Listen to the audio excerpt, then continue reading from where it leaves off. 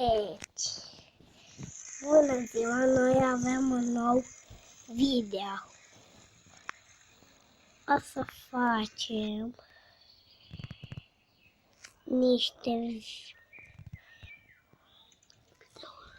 niște video, dar acum omul a fost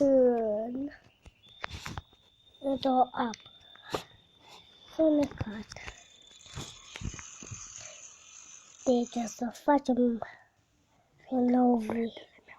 un video cu fratele meu, Tibi, și eu sunt Alesia. Dar mai întâi să vă arăt cu mine.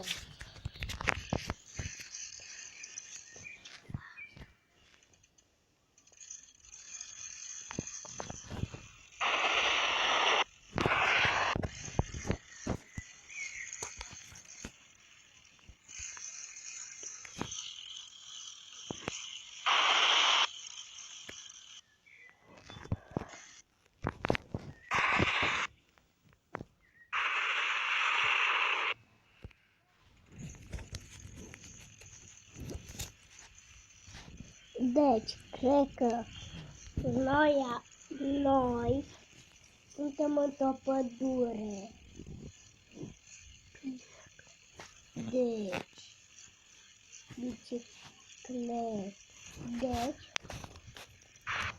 cel care pedalează este o fată cu bicicletă roșie.